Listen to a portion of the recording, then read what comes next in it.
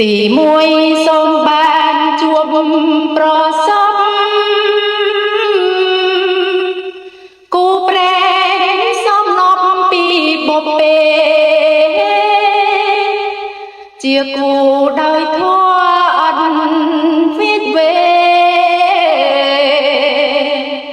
រក្សាក្តីស្នេហ៍លុងតែខ្សែ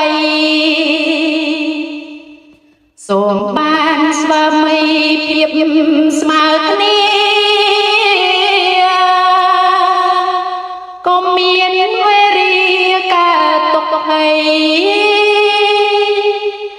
ជាប្តីដោយធម៌ណាមចាស់ថ្លៃ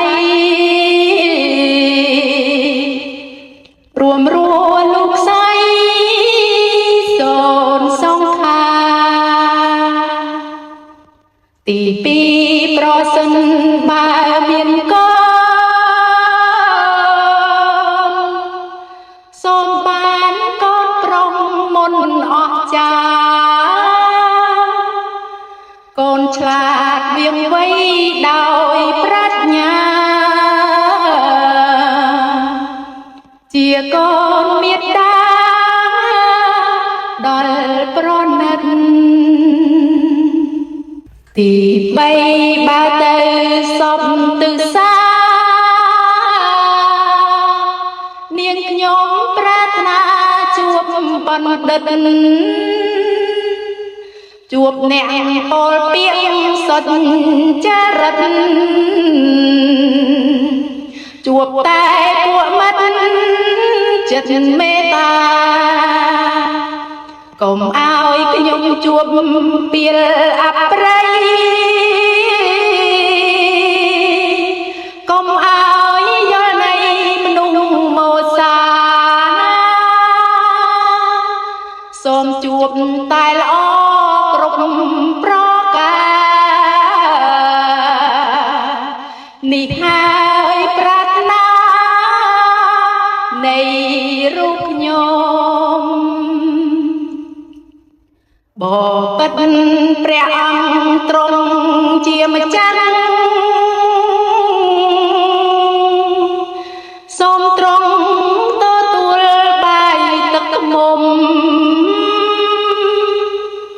មេធុងបាយយ៉ាងដល់ឧត្តម